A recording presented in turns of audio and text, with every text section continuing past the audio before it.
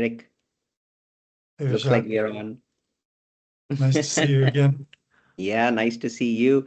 Nice to see all our existent, non-existent viewers, listeners. I'm hoping that, we would be getting to interact with them sooner rather than later. But to all of them, welcome to another episode on Musings at the Edge of Consciousness. Again, something that we are really stoked to kind of put together, Erik and I. I think this has been in the works for many, many years now, and something is coming to fruition right now. And this is what, Erik, our fourth episode, I think. Yes, yes. Wow, fourth episode. Can't believe that. It's really great, and the journey has been really exciting so far. And we're hoping that we're kind of going to continue this, as we move ahead. So I'm curious to know, Erik, what's in store for us today? So am I. That's why I'm here.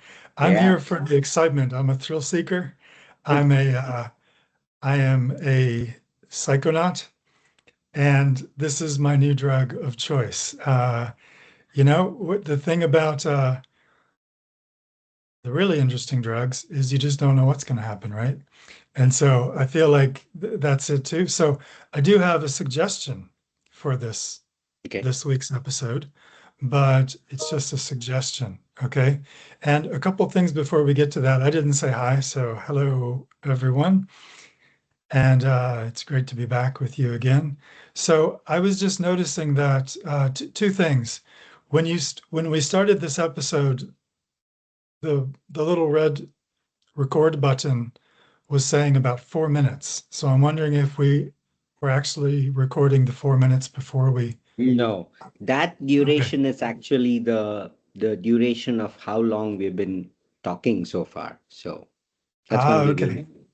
I was just wondering, and I wouldn't even mind if that was the case because we were just chatting 4 minutes of blah blah blah, getting things going, setting up the episode. Anyways, Trust me, we're in the it now. listeners don't know what they have missed in those 4 minutes before this session, but yeah. Exactly. Yeah. Well, you'll never know Yeah. just how mundane it was, but or otherwise. But so the other thing is that I did mention this before we started recording. Your image is fuzzy. You look a bit like a hologram right now. Do you see that? I do. I do. I Okay. If think, yeah. if you're okay Something with it, like, I'm fine. I think it looks really cool. I mean, yeah. it's really making me wonder if I'm talking to a real person, Vizakh, or a holographic projection. That reminds me, we need to keep giving those disclaimers regularly now because of all the AI that's coming in. We are not AI. We are not bots. We are actual human beings. Well, that's just what an AI bot would say, isn't it? Yeah. I mean, look, the last novel that I read, it's called hmm, what's it called? Mona Lisa Overdrive. Okay. It's a cyberpunk novel from the mid 80s. And a woman, I'm not going to break it down too much, and I'm certainly not going to spoil it because it's going to become popular because it's the sequel in a trilogy. First book is Neuromancer, which Apple TV is making a series about. I And think I've heard of this. Neuromancer is a legendary book, and it is awesome what came out of this. I mean, this book, many cultural terms were coined that stuck with us, like cyberspace, for example. And it's a bit of an 80s version, an early 80s version of the Matrix, right? Cyberspace is a sort of a matrix that people can blip into using technology hooked up to their biological apparatus. And then they're in a whole nother dimension where they interact in a different way. And given that the world is run by crime syndicates and transhumanists, yeah, it's very timely. And wow, I hope it's a great Apple series because they Interesting. don't do a lot of shows. They emphasize quality. Mm. And yeah, this could be very interesting. It could be something like a more updated version of what the Matrix was to the world of 1999, even, Mm. which presented a really new version of reality for everyone to ponder Yeah. over. No Right. matter how sophisticated you are, it does get you to thinking. Yeah. And I feel that this is very timely. But anyways, the beginning of the second novel, tiny spoiler, is that a sophisticated woman working in Paris, gets the notice that this will all tie into what we were just talking about. She gets the notice that like the richest man in the world wants to meet her. Mm. And it's, of course, it's kind of a secret thing, Mm. everything's high security.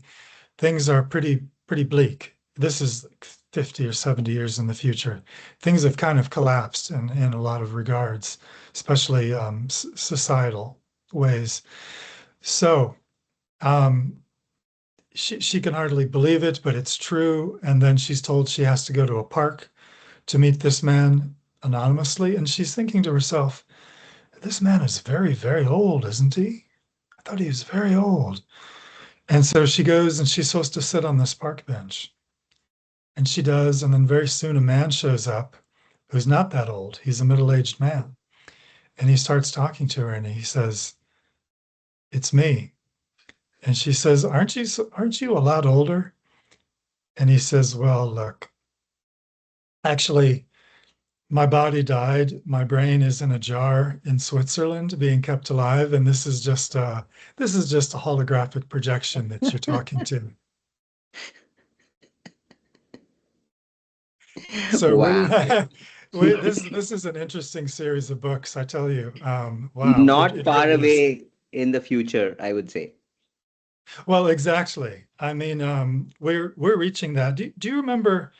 I remember distinctly seeing a video, which was this is about 10 years ago, I guess, or even older. It was a presentation at a conference on holography. I guess that's the Mm. term. Yeah. Holographics, right? Yeah. Holographic Yeah. technology. And so the man was at the podium talking, and then he snapped his fingers or waved his hand or something, and he disappeared. He was not actually there, It was a but people hologram. couldn't tell. Yes, it was, Mm. and I'm sure they did some very special lighting. They probably brought the lighting down, as even Steven Spielberg used to do. Yeah. When you're making a movie and you're really trying to go for realism, you make it a foggy night. You make the light dim in the room or whatever. You give yourself the easiest way to create the effect of realism. And so Yeah.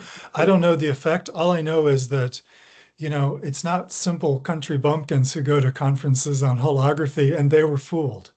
Yeah.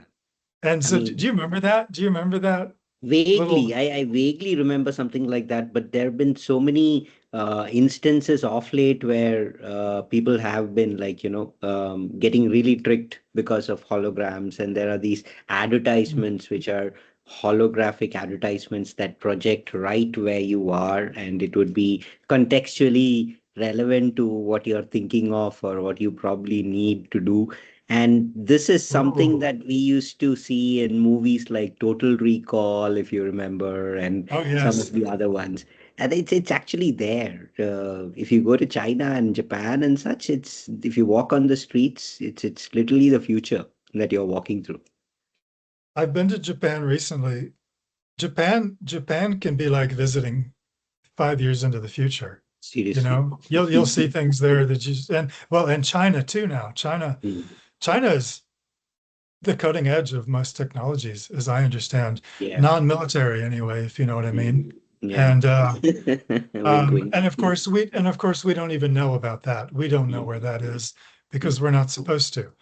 And fine, whatever, let's all call it national security and move on, right? For the sake of our paranoia and sanity, or not being But paranoid, rather.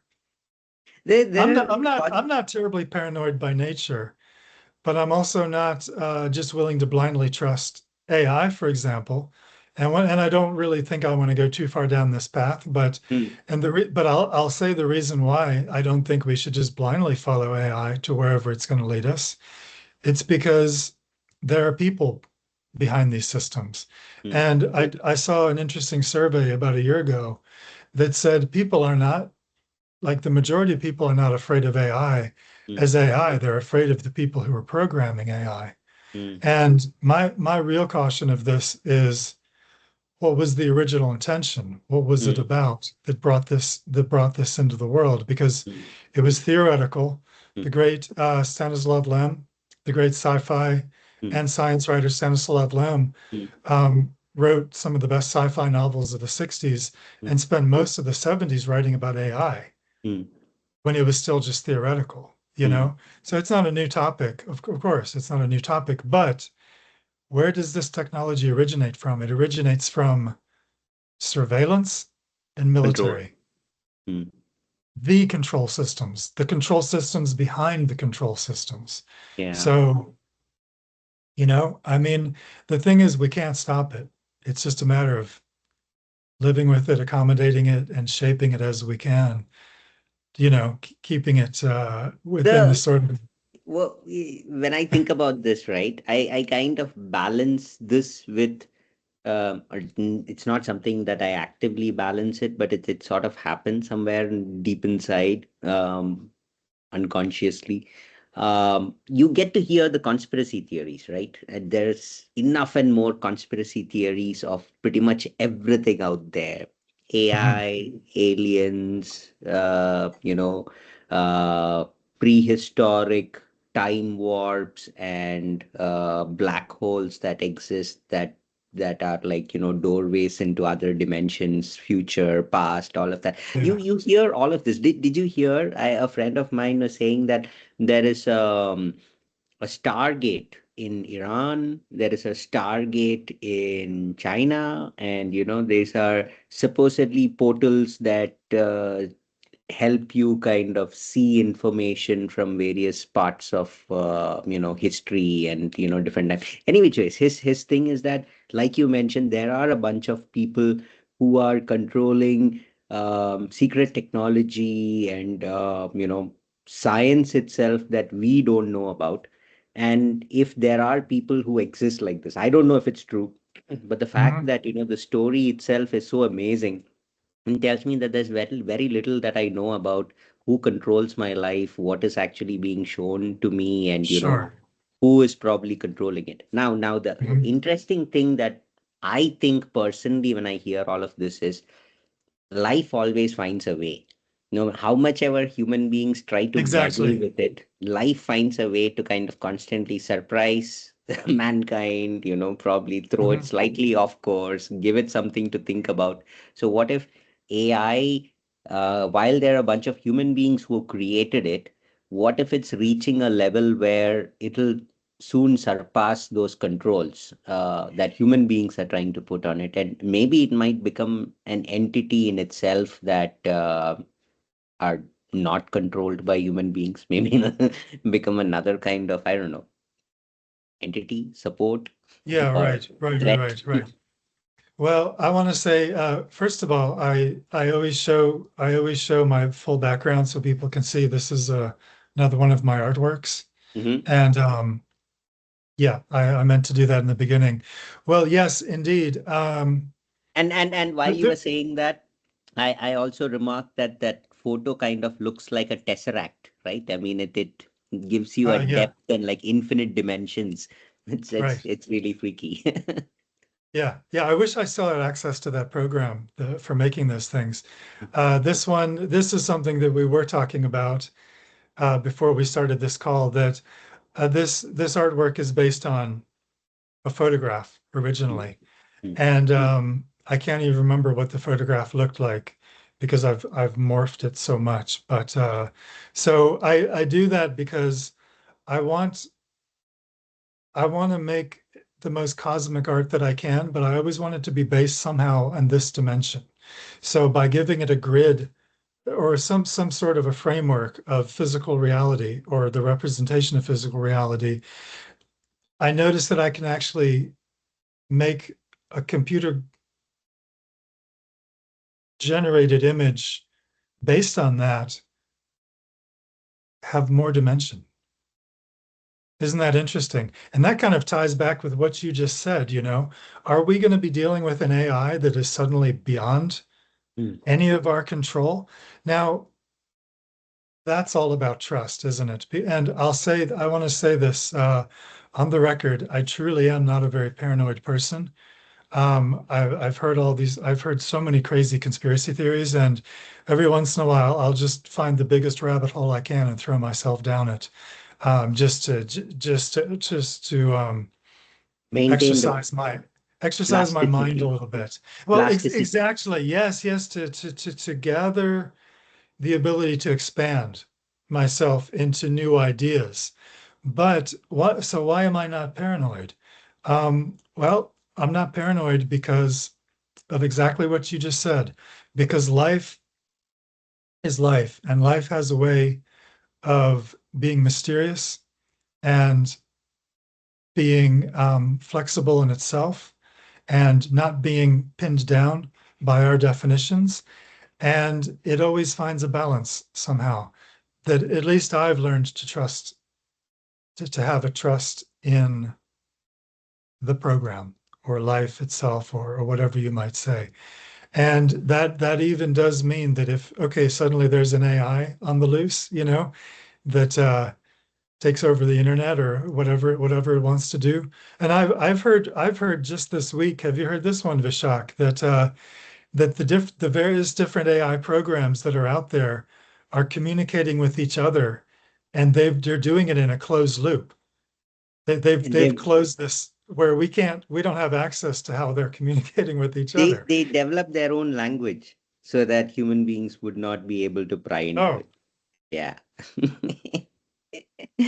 So okay. this is interesting though, Eric. You mentioned about this AI going loose, right? And maybe it could be a threat You mentioned also. it. You mentioned it. And I I want to will. say that pretty much everything I know about AI, I've just disclosed. I don't know much about this. This is your field. Please go. No, you use this as a tool. You are It, familiar with it. I know almost nothing. So I would like to hear I want to start whatever with you have. saying, I want to start with saying the lesser you know, it's the better because That's been sometimes, my approach. That's why yeah, I don't know anything, you know. good for you. It's working out so far. It is. And the more we are going into this craziness called AI, it's actually proving that point, Eric. Like the more you know about it, you suddenly know that okay, it can do so much more, and then you know more about it, and it's like abstractions upon abstractions upon abstractions, and it's like, oh my goodness, it's crazy. But what I wanted to say is, while that's the case, right? I would have said that yeah, AI could be a threat or it could be an ally to us, but that's one way of looking at it. Now, couple of days back, I think there's this guy called Mustafa Sulaiman who's supposed to be the CEO for Microsoft's AI division. They're separate, all their AI initiatives. This guy is the CEO, and he Okay. usually puts posts up and all of that about how AI is doing this, and so many things are happening and all of that.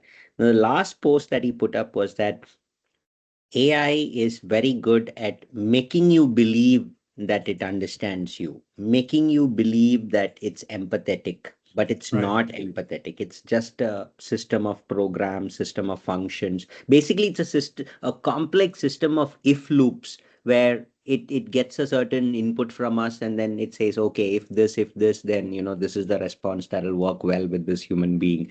So that's it, but we mistake the responses to be mean, like okay, it has some sort of empathy, it has some sort of conscience, it can actually know what you're talking about. No, it doesn't do that. Mm, And so he is asking for more controls to be in place so that AI doesn't sound like it's empathetic, doesn't sound like it actually understands you. He's mm. okay, he's asking for Yeah. more controls over it. Now, this got me thinking. This whole conversation revolves around the fact that you are considering AI to be something separate from you. But For the Right. namesake of this webinar itself, for the namesake of this series, Musings at the Edge of Consciousness, isn't this all happening within consciousness? Even AI and all of this, it's a manifestation of it's because we are conscious Absolutely. that we are seeing this. So that was like it's completely different. I did put a comment to his post saying that this maybe we should be actually asking, do we understand consciousness, before we even start looking at this. I don't know if I'll get a response, but I think it's a valid question. Yeah. Well, consciousness um, is one of those special words like reality or meaning, which is Mm. almost impossible to define, right? And every time we have a new, like infinity, for example, the concept of infinity, it can only get bigger. It can't shrink because whatever we think, whatever new, larger idea we have about infinity, infinity just absorbs it and takes that on, right? And there's the question of is there an end to space? Could we like so we can theorize about this, but what if we could create a spaceship that traveled at the speed of light, or near it, or beyond, or we don't know what's possible because we haven't tried. But what if we know that the speed of light isn't the ultimate max because of the way two different things in space separated a distance can have the Relativity. exact, well, yeah, within relativity, they can move at exactly the same moment in Yeah. space, which Yeah. means that there's that doesn't exist, right? Mm. So if we could theorize, and there's an interesting thing about this about birds. I'm going to put a pin in that, and we're going to come back to this phenomenon of birds, okay? Okay. Um, but Should be interesting. so there's this is very interesting. So there's this is one of the most interesting thing I've ever heard in the animal kingdom. So we will get back to the birds. So, but there's this question of, does space just end, Mm. or does it just go on forever? Both of these ideas are kind of terrifying when you really think about it, right? But so let's say we had our spaceship and it's going beyond the speed of light and it just goes on and on and on, and we're going in one direction. We're just Mm. going as far as we can to find the end of space. Mm. And it's been suggested within this model that, first of all, there couldn't be an end to space because that's just ridiculous, right? Even though Einstein did make that little quip once that, what did he say? Space might or not be infinite, but human stupidity is. Stupidity is, So yeah. something like that. But anyways, the the bigger picture here is that, let's say there was only so much space that actually was, and our ship is coming to the edge of it, Mm. then space would be obliged to create more of itself Mm. in order to continue so that we could continue exploring it, Mm. right? Generate, or at It least would appear have to to. generate. Yeah. It would have to. And that's why I am a philosophical idealist, Mm. because I believe that everything is generated from consciousness. True. There's nothing beneath consciousness, Yeah. except It's maybe a some void of ultimate being which sustains consciousness, but that's abstract, you know? yeah. Yeah.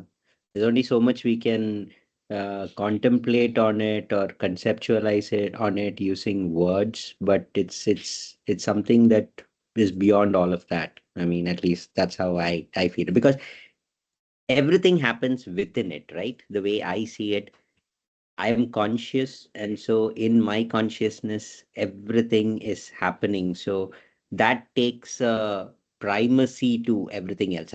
I'm feeling the primacy of my consciousness before everything else, and that's a very interesting feeling.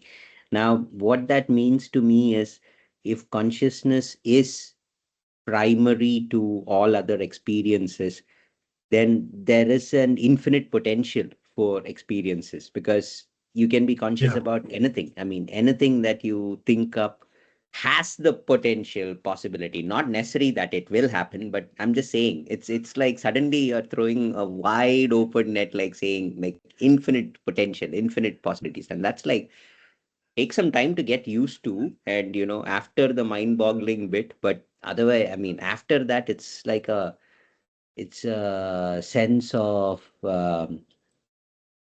I don't know, it's calmness, happiness, or um awe. I don't know. It's just Yeah, yeah. Well, awe is the gateway to a lot of great things. yeah.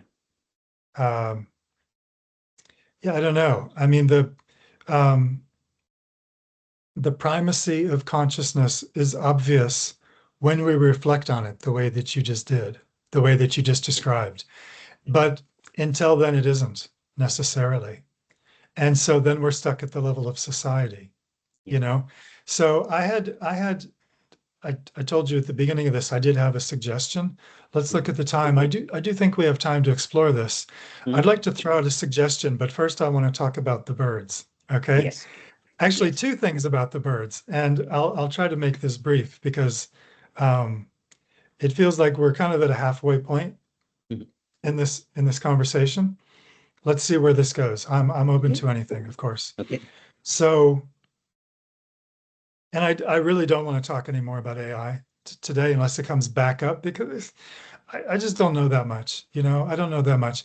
But I really like the point that you made that we need to draw this back because it's kind of a it's based on a narcissistic model at the moment.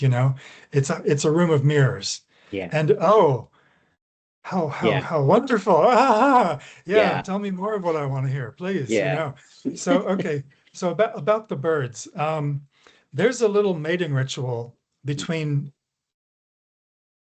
birds of a certain species, which I don't remember the name of. It's not a common species, and they're Okay. about this tall. Okay, Okay. they're a tiny Okay. little bird, Okay. and they've scientists were perplexed at how perfect this ritual was. They're next to each other, and then Mhm. I'm going to do this within the screen. They're next to each other, and then they fly off out, and then they come back around in an arc, and they start to do these loop-de-loops, and they do this pattern in complete synchronization. And so some scientists captured a couple of these birds doing this and they put it in front of a camera. And they can and yeah, okay, this was about 20 years ago, but even back then, our cameras had enough tech in them to measure very, very minuscule differences in time. Okay. Because you could go back to like a thousand frames a second and such. Right. They could not discover any Perfect sync. they couldn't discover any I don't know how to say it, any missynchronization within this little this little patterned like loop-de-loop fall that they do and then come back to sitting again and then do it again. So this is what is that? I mean I swear. that doesn't make any sense. That makes I no need to sense. I find mean out the name that's of these beyond birds, see if I can find some videos of these birds. yeah that's beyond telepathy. We know birds have some kind of Yeah. telepathy because we just have to look at them flying in formation through the Yeah. sky. And we Yeah. can see that, there's no way they're chirping like, okay, in 2 seconds, you go this way and you all go this way. That's not how it Yeah. goes. There's too much of a flow. No, Right. no. There's a sync.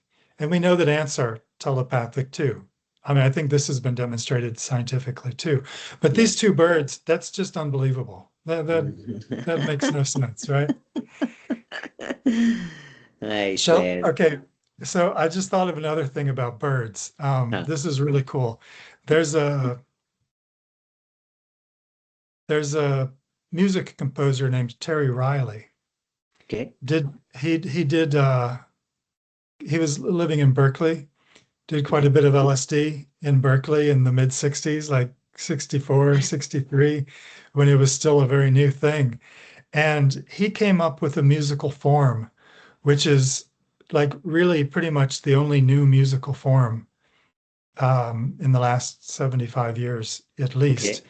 and Okay. almost nobody knows about it. So I'm gonna describe this thing because it's so fascinating. Okay. So uh, his music is amazing, by the way. It's extremely deep and rich. And he used to play improvise on a keyboard concerts that would last all night long for the acid crowd in Berkeley. Like they would start at 10 in the evening and they'd go all the way until the daybreak. So he's that kind of guy. He could just play and play. Mm. Anyways, what he came up with is the composition is called in C, which Okay. means within the key of C. Mm. And the music isn't actually written, okay? But there's a there's an instruction where somebody starts a little musical form, Mm. and then after a certain number of bars, Mm. another person, this is for an ensemble piece of Mm. I think like 8 or 10 people, and you can look this up online. You can see Mm. like In C Live or Terry I Riley's may In have C. heard of it. It's very familiar in C. Yeah. Okay, okay. So we'll keep going. There's the original recording, and then there have been other recordings. I think this is the most recorded piece of classical music, Okay. of modern classical music, Right. because it's so much fun to play, because this is how it goes. So somebody starts a line of music Mm. which repeats. Then the next person comes in who there's a relay, like they Mm. know whose turn it is next. The next person comes in and does something similar Mm. based on that, and then continues that and keeps looping it. And then the next person comes in, and then you have all these loops going, Mm. based on each other. And then it starts to shift. And as it shifts, everybody follows along the shift. But then it becomes this very organic musical creation, spontaneously creating itself live through this group of people who are consciously involved in its organic evolution, who can shape it at will. So it's like a flock of birds in the sky following each other around. Wow, that's That amazing. that Because is I'm amazing. suddenly I'm thinking not one person can actually think completely about themselves. They'll need to be in sync with the rest of the group, Right. and yet they also need to be aware of their individual self to kind of bring in those tiny little wow. That's right. Insane. I'll need That's to check. right. This is extraordinary, isn't it? And I've listened to people talk about, in interviews what it's like to play this music, and they say it's just unbelievable. I can't describe it. But somebody said it's like being in a flock of birds in the sky. That's the best they could Precisely. describe it. The best they could describe it. And now that does make sense because um, you just look at them, and some of these flocks have thousands of birds in them. We've seen this. We've seen overhead aerial views of just this incredible pattern. You don't see birds running into each other. They just don't. No, But they the just thing, know. yeah, the thing about it, you got the key point here. It's that you're not an individual entity anymore. You're part of this system, you know. And I do feel that this comes back to AI, though I don't want to go into it too much.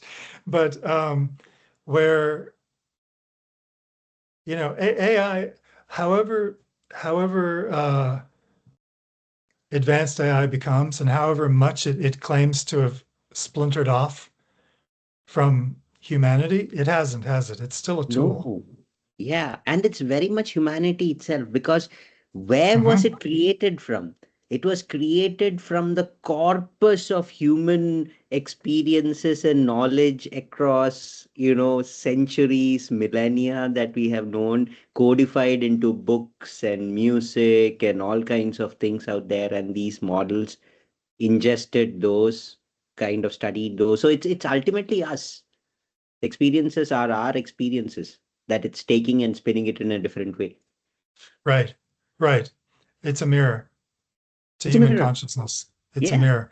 Yeah. And it's also based on life itself somehow because we're an Yeah. expression of that. And Yeah. so, it might blip out of our control, but it's not going to blip out of the control of life. Life will still contain this. And that's why I'm Yes. not a very paranoid person. Okay. I'm learning more and more.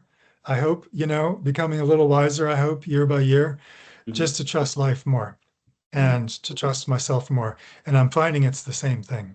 It's the same thing. Eric, if more people were to have, done this way, gone this route, the world would have been so much a better place. But sadly, that's sadly or not. I mean, that's not the function of the world. The function of the world is to be Right. this mess that it is right now. And Exactly.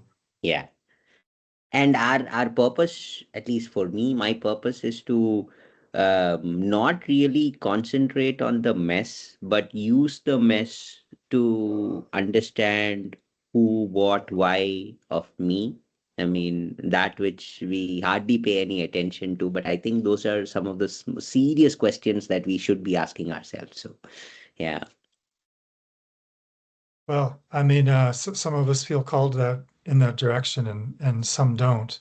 And I Yeah. suppose, I mean, I'm not arguing with you. I mean, if we don't feel that call, then it's fine. Everything's fine until we feel this the pull of, well, isn't it a curious thing that I exist? Isn't it? Isn't it? Because, once that starts moving, there's no end. There's There's no no end. end to that. Mm. Life will take a different direction. Yeah. And I mean, I'd like at some point, this might even be the moment. At some point, I would like to hear a little bit about your spiritual background, going back to your childhood and how you gathered some of the experiences that brought you to being the thoughtful, introspective cosmic guy that I met in 2011. And I'm happy to do the same for myself because I was just thinking when you said that flattering thing about, oh, if people just had sort of went sort of the directions you did, yeah, no, I don't know, that's just mine. And when you said that, I was thinking, yeah, well, I don't think people would want to go through what I've been through because, Yeah. I mean, whatever this is that it's presenting to you out there, it came from two main ingredients: solitude and suffering. Mm. And I would not recommend these to anyone unless they feel called to it. And True. suffering is typically we don't have a choice in the matter. I didn't go Yeah. looking for this suffering exactly. It found me. But that does bring a bigger question and like kind of the law of karma, like where does this birth come from? Mm. And well, are you sure you didn't choose your parents? Are you Mm. sure you didn't really choose this situation and all of its suffering?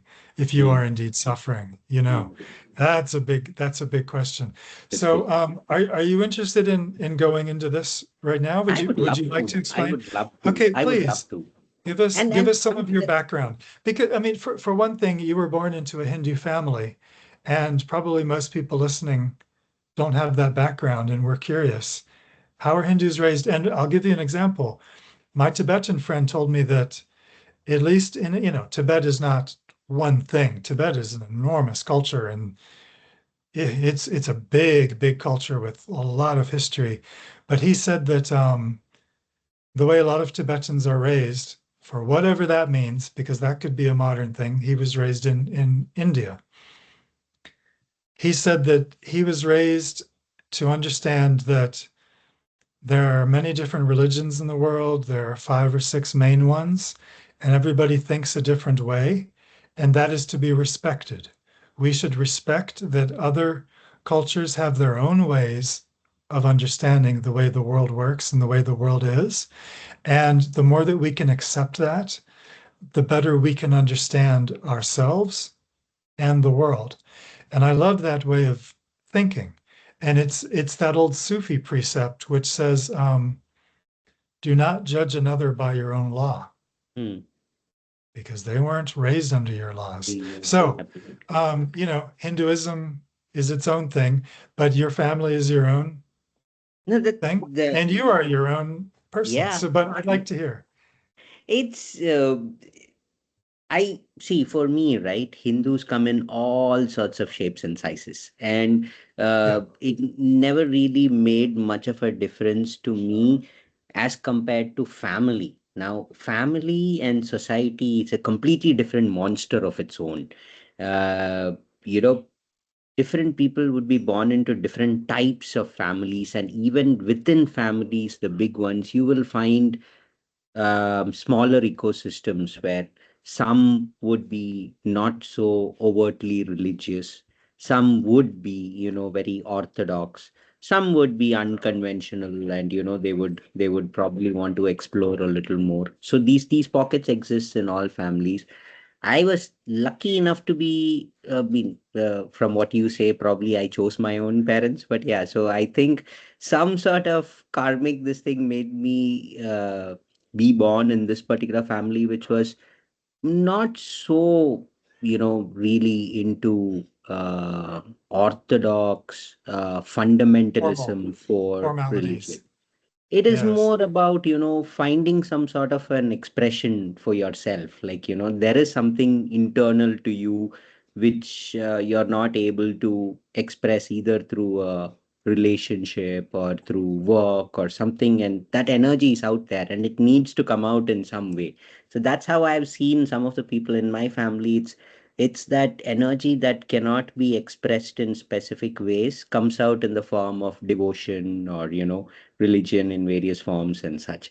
So I've seen this, and this has always stayed with me. And specifically, my mom, she was involved with a lot of people from very early on itself through the Ramakrishna mission, and Right. I know.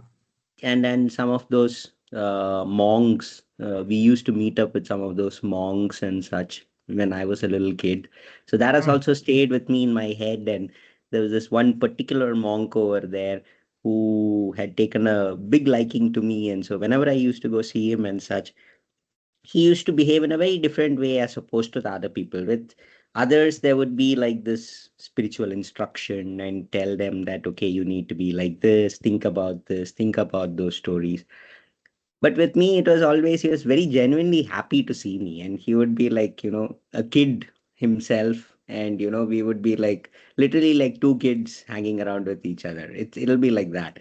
So this stayed with me. And I guess over a period of time, I think that relationship matured. And, about the car accident that I had. So that was Yes. a very eventful, thing for me where suddenly I had this feeling that whatever life was till that point of time, it was more than that. I got this feeling that there is maybe some additional dimensions to my reality than what I initially thought it was, to be.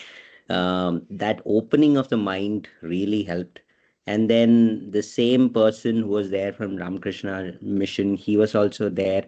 He, I think, understood what I was going through.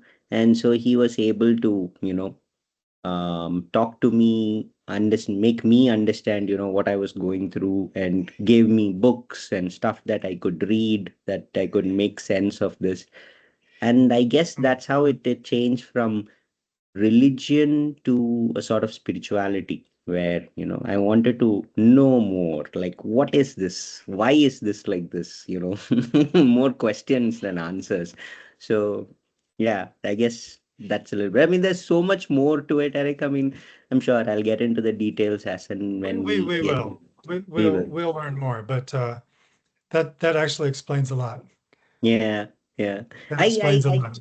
I think people are different in themselves, and when you put them into these little communities of family or political groups and other various categorizations of groups, right? Then I think their individuality, um, they go for the group mindset, and that individuality kind of gets drowned in that.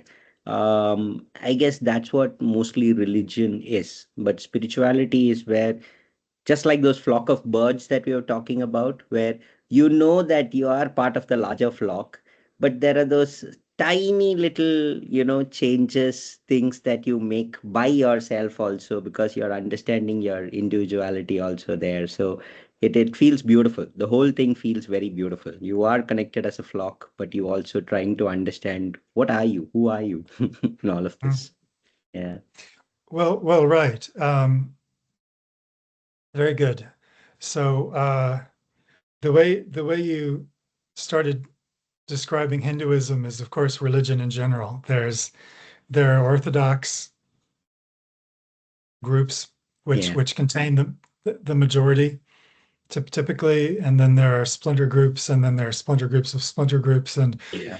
and uh, I I I'm glad that you said that though, because Hinduism just looks impenetrable from the outside. It looks like a block of Mhm. something that will never be understood Mm. somehow without getting inside of it. And I have had the great good fortune of getting inside of Hinduism several different times in different ways. One from well, two Indian saints I came in contact with. One of whom you know is Mm. Amma Amachi. Um, and another one was a Vedanta master in Mm. Bombay in the Mm. 90s. Mm. But this did bring me inside, and I felt as I was not raised Christian, Mm. never went to church ever. Uh, the second church I ever set foot in was in Italy. It Mm. was the church in Florence of the Medici, the Chapels de Medici, Wow. with Michelangelo's tomb in the corner. You get to see it. Okay. Yeah, I mean Nice. it's just in that church, Nice. It's his tomb has been there for 500 years. Nice. Uh, this is the second church I was ever in. The first church I was in, my high school friend's father was the pastor of this little Yeah. congregation, and it was Protestant Christian, which means no effigies. Mm. No Okay, effigies. there was a cross, and the rest of it just looked like a barn or a shed. Mm. It Mm. was shaped like it was an A-frame, like a house shape. Yeah. That was it, and a bunch of wooden benches. So that was the first church I'd been in ever, age like 16, 17. The second church was the Chapel de Medici, one of the most famous churches in the world, one of the most astonishing buildings in the world, and Yeah. Michelangelo is buried Tomb. right over there in the side. But I didn't Were even you know the filled with story. religious fervor? No, I'm just kidding. No, not at all. I was filled with awe. Um, I was filled with awe. And the point of those cathedrals is to make you feel awe. yeah. It would work on you. It Yeah. would work on anybody, Yeah. anybody. Yeah. You would feel awe. And it's also, I suppose it's the same thing or it's related.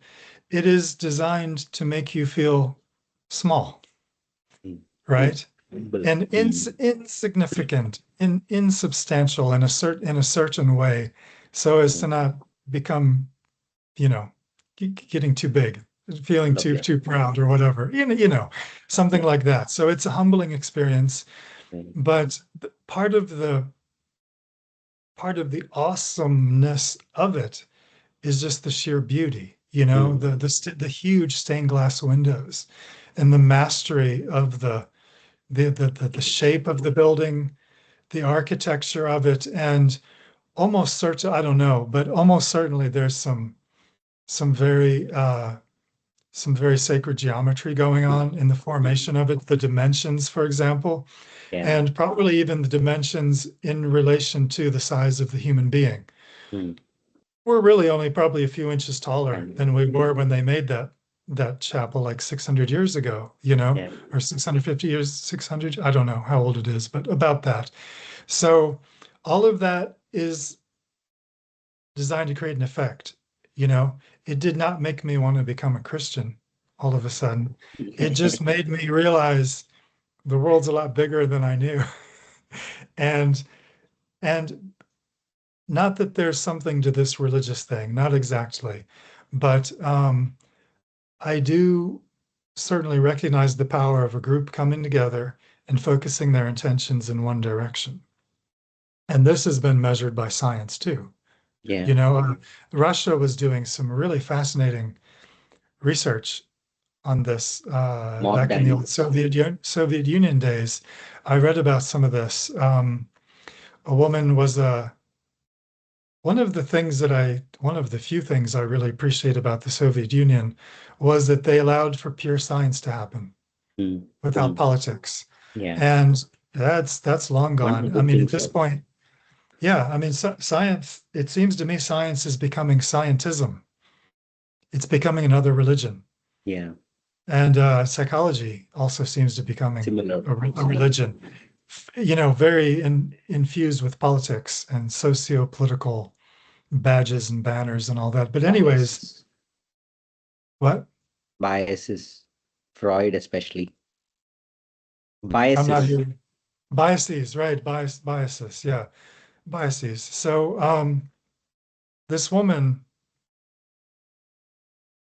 she was working in a facility in the center of the Soviet Union in the mid 70s, and she said it was the main one. They had all these different centers for scientific research around the Soviet Union, which was enormous. And but this was the main one, and Mm. she worked there. And she said that one of the things they did was they had a satellite up in space, and they would have like a group of people at a certain location focus on a specific emotion, and Mm. they chose love, which is probably the strongest emotion. I've heard the strongest emotions are love and shame, or love and fear, Fear, I think. whatever. But Yeah.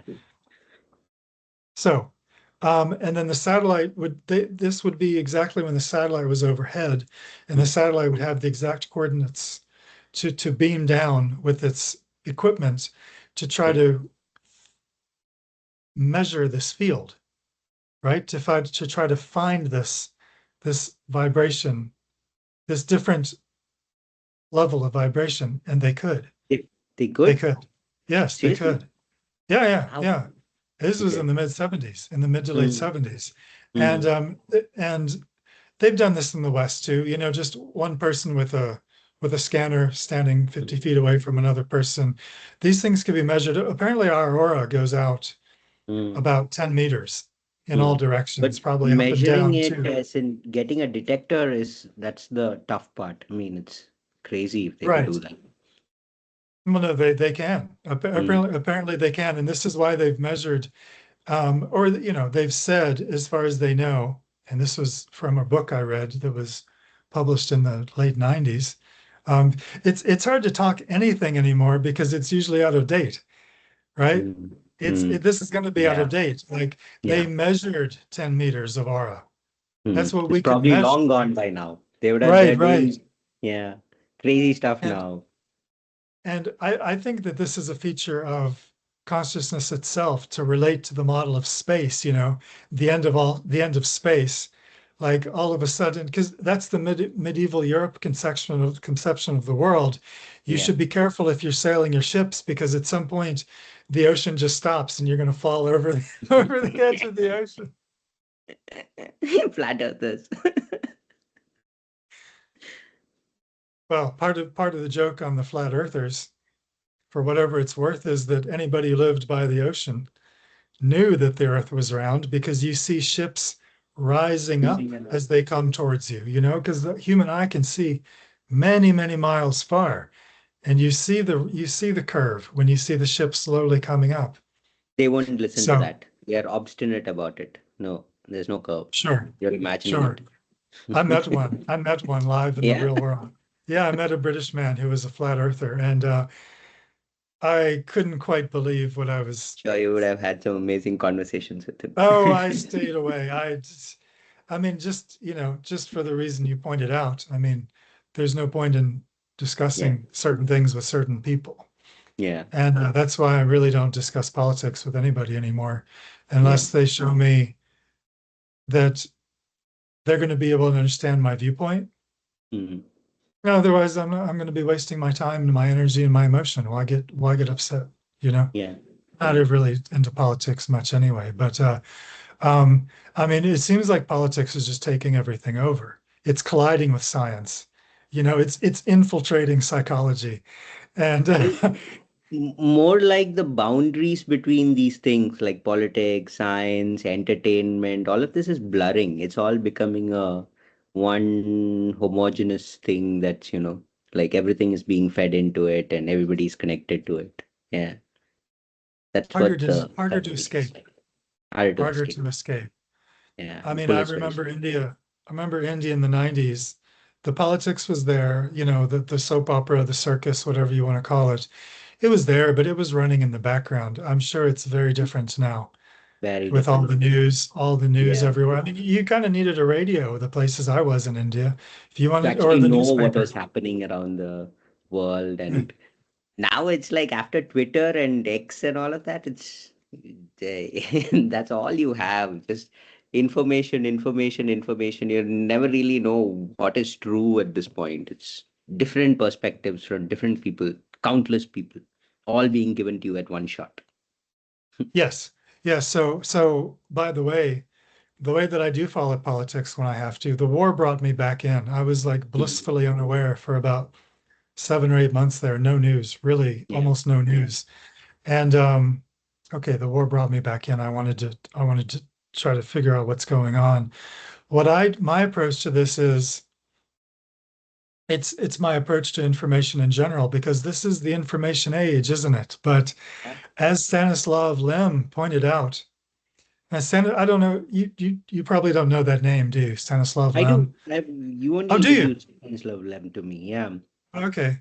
This man was a super genius. I mean, when he was 12 years old, he was writing a column in the newspaper Hmm. explaining the developments of modern science to the public. 12 years old. Sheldon. That's incredible, right? That is Yeah. incredible. And he's one of my favorite writers. I've read about a dozen of his novels and a bunch of Okay. short stories. But anyways, he said this in the 90s when the internet was coming up. He said it's going to be really I'm super paraphrasing here, but he said Mhm. this is the information age. It's really important to learn Mhm. about the quality of the information that you're taking in. Mhm. And I think that is the key. That is key. And Absolutely. so and so my approach to politics, same as any other thing that if I really need to know, I ask myself, who knows this? And then that's a good start because maybe nobody knows, Mm. that's possible. Mm. But who knows this? And journalism, I think, is in a strange place. The level of it's incredibly low in general right now, everywhere. Yeah. But there are such great journalists everywhere. I'm sure every country in the world has some really great journalists. So if we want to know, those are the ones to find, Mm. right? And It, then then the rest of it's noise. And they'll mention the noise and some of the patterns of the noise and how it's all, but only if it's worth mentioning. So yeah. I just follow a few key people, and the rest of it Mm. I don't bother with. I'm just letting myself be surprised by events rather than read Yeah. about it and be informed. Easiest way to live, at least at this point. Well, I'm keeping some distance from the news Yeah. too. I only have so much energy for it each It's day. hard. It's hard not to take it because it's there everywhere. Like, I last few days I think I was disconnected from my phone, but I still managed to find a couple of newspapers lying around, and that kind of got me hooked onto the news again. So it's very difficult. I mean, at least now it's impossible to be in this world with absolutely no information coming in from anywhere. It's like it's becoming very difficult. Something or the other Yeah. will be coming Mhm. in at you from some source or the other. So I've always come and gone from the news. I don't, I'm, I'm not a political junkie, but I'm a media junkie. I'm fascinated mhm. with all I want forms to of know. media. Yeah. I want to know what television looks like in a new country when I arrive. I want to watch the soap opera. I want to watch the talk show. I just want to feel the different vibrations from all of this, you know? And even if I can't understand the language, I always find it interesting. And for example, once I was on the road in California. I was just hopping from organic farm to organic farm as a volunteer. And the only news source I had was whoever I talked to, and none of us were Okay. talking politics. So my the way I was following the news was if I went to a store, we have these boxes on the street that are like the size of a newspaper, and there's it's a glass box. You put a quarter into the machine, and then you can Okay. open up you can Yeah. open up the latch and take a And keep newspaper. taking Take this as many out. as you want, but you're only allowed to take one. And Yeah. in the face of the thing is the front page of the The newspaper. main They put one headlines. in the Yeah. slot. So Yeah. I would see the headlines. Maybe That's I enough. would see one headline maybe once every 2 or 3 weeks, and that's the only contact I had with the news. But hey, I've also gone much deeper into, Yeah. traveling where there's no news, but I had a But shortwave radio and BBC. did you hear, since you were talking about it, did you hear about the severe storms and flooding in Hawaii? That's been Yes. happening last couple of days. Okay. Yeah. Okay. I, Yeah. uh, I I lived in Hawaii for a while, so I I'm still know. connected with Hawaii. I Yeah. I the part of Hawaii I was in wasn't affected with this, but the Okay. volcano is going off again. Again. I was there when the volcano erupted around, I think it was 2019, 2018, and it made me homeless. But in Mm, fact, I was already homeless. I was mm. homeless and living in a camper van, in a camper truck, I remember this. camping in this guy's backyard. And then Some commune or something, we right? all got evacuated. And so I got put in a shelter. And so I just camped out of my truck in the parking lot of the shelter. It was an upgrade for me. And I was Mm, paying the guy rent. So suddenly I was not having to pay rent, mm. and they were bringing us food some people were bringing food out of the kindness of their hearts. Wow. Anyways, so that volcano is erupting again, big time. And wow, I mean, the force of nature is so strong there. By the way, that place that I was camping wasn't even land before 1964. It was overflow of volcanic lava, Oh, which poured into the sea and then just built up to a certain solidified level. into land. It was not really Yeah, land. it Wow. wasn't even Is that even land. safe? Or this, Yeah, it's I safe. mean, it's safe. Okay. It's safe, but you can't really grow much on it. Obviously. Somehow trees had grown. Well, it's called cinder. It's Mm, black. It's called mm, cinder, and it actually will grow if you put a little soil with it. It's a very rich mix of stuff. You can grow stuff with it, but you need to grow it in beds of mm, soil. You know, mm. that whole island, the big island of Hawaii, it's called Hawaii Island or Big Island. It is um, just a big volcanic rock. There's only Yeah. one valley where there's actually true soil, and that valley is a sacred space, actually, Mm, which mm. I'd be interested to talk about sometime because I went to it with a Yeah. friend of mine who's a seer, and she could see deeply into this place. It's Okay. fascinating. But anyways, I saw this. Um, yeah, it's pretty bad, isn't it? It's really pretty Yeah. bad. I'll Yeah. tell you something, and I need to go in a minute. I see time is getting high, but Yeah. I was in Hawaii once. I just got into a house that I was to be house sitting for 6 months at least. Like just the first day, it started raining and it didn't stop raining. It was raining a steady, heavy rain, not Wow. heavy, heavy, but a steady, heavy rain for 6 days continuous. Cool. That's And pretty much our what's roofs, happening right now, I think. Yeah. is it? Well, Yeah. what we actually ended up getting 1 meter of rain in 6 days. And there was a valley. Yeah, incredible. It's incredible. The river, I was on a mountainside, which is actually a Mm, volcano. The volcano that mm, is going off. I was mm. living on that volcano, and there was like about a foot of water just running down. Wow. So if you didn't have a very strong car, you didn't go out for those 6 days. And Yeah. all of our roofs, it's a simple place. All of our rooftops were made of just metal, zinc flimsy stuff. rooftops. So Mm. that sound was there for 6 days continuous. It didn't Ah, change. It didn't change. And machine there gun was kind of. there was a valley nearby where it rained. It rains all the time.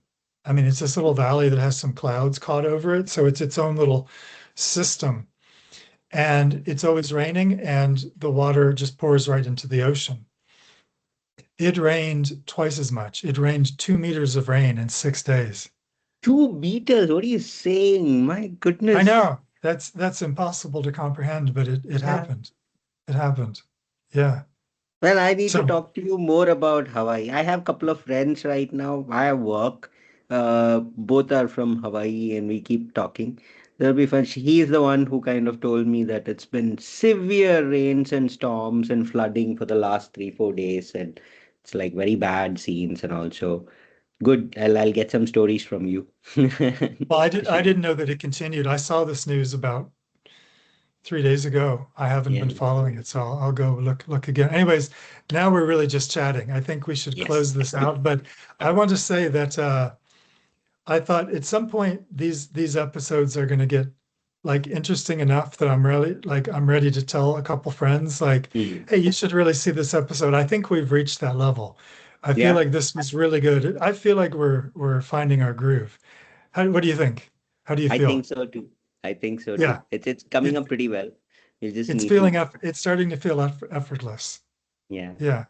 Okay. Yeah. So I didn't even get to that suggestion, so I'll save it for next time. Okay. I know. I know. But thanks for the bird story. I think that was really beautiful. We'll need to find out more Yeah, about of those course. birds. Oh, about those birds, I'm remembering now. I don't think it was tiny little birds like this. I think it Mm. was like more like these birds, and they had Okay. a longish tail. That's how I remember it. So Let me if that try helps you and dig it up. search. Let me try and dig Okay. up the stories. Yeah. I like how these animal things are coming up, because animals animals are Mystical? they're creatures that we share this world with, and Mm. we know that they have their own consciousness, but we don't know what that is. And Yeah. so I feel like we can really, there's some really rich ground here to explore Absolutely. in talking about animal consciousness. Yeah. That's something I'm interested. I don't know anything about AI, but happy to talk about animals anytime. Okay, so thank you, Vishak. It's been a pleasure as always. Always. And Always. Thank you so we'll much, see you Eric. next time. Thank you. Yes. And thanks for Catch you anyone guys listening. later. See you Take next care. time. Bye. Okay, bye.